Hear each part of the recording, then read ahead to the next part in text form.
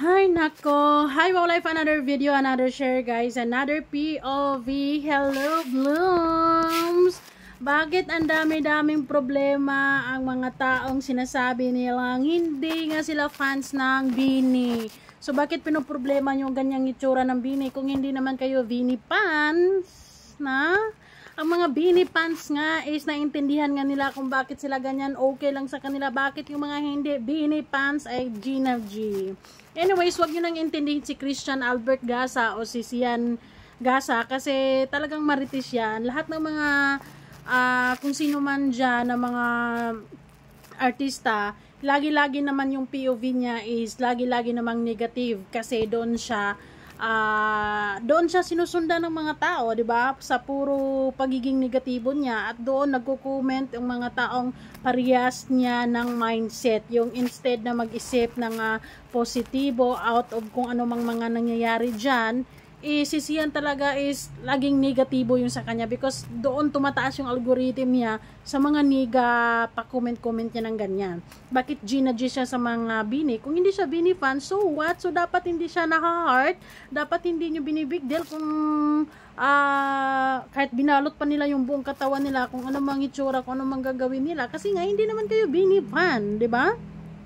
And yung mga Bini fan nga is okay lang sa kanila at naintindihan nila kung bakit sila nagaganyan, 'di ba? For health and safety reasons, or to avoid mga atensyon ng ibang tao na hindi naman kailangan, or to avoid yung mga pa-picture dito, pa-picture dyan, mga ganyan, so on and so forth, and para madire-diretso yung lakad nila, ganon, and so on and so forth. And wala ba silang karapatan na magsuot na kung anong gusto nila? Lahat-lahat laging may sinasabi.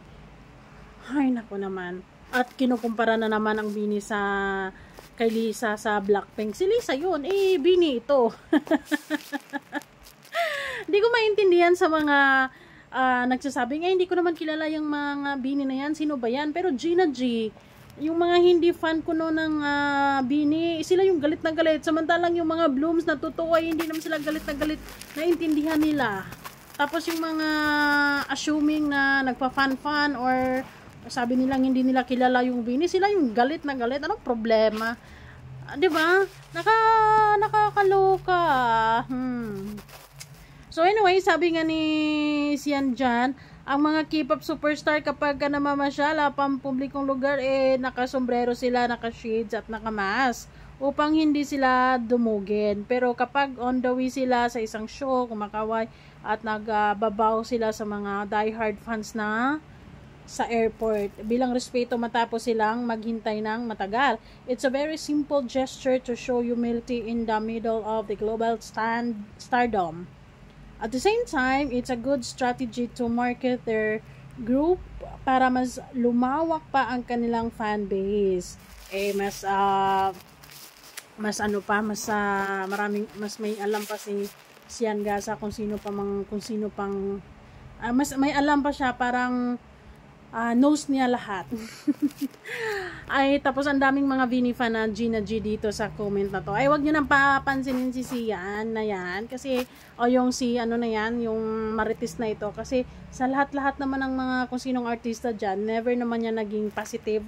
Lahat talaga, nasa negative sides yan. Kasi, dyan siya napapansin ng mga tao kapag, although hindi naman totally negative yung sinasabi niyang ito, it's a constructive criticism, so on and so forth. Pero hindi na yan dapat pinagpapapansin pag ganyan na ang mindset, 'di ba?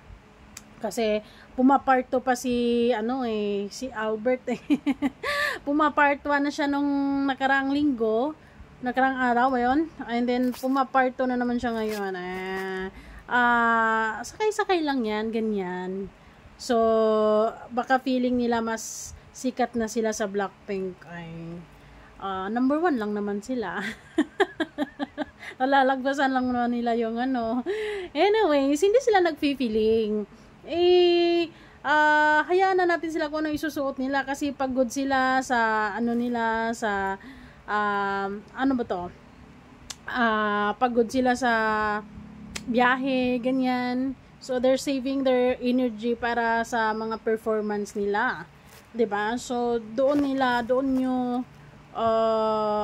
doon kayo magko-comment ng negative kung hindi sila nagpe-perform ng maayos. Magko-comment kayo ng hindi maganda kung hindi nila ginagawa ng maayos yung trabaho nila.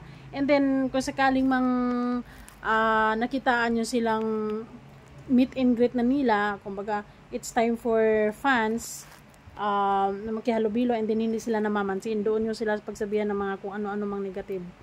Pero pag ganyan pagkakataon, bakit yung mga hindi kilala ang Bini, hindi sila fan ng Bini, sila yung Gina G. Why?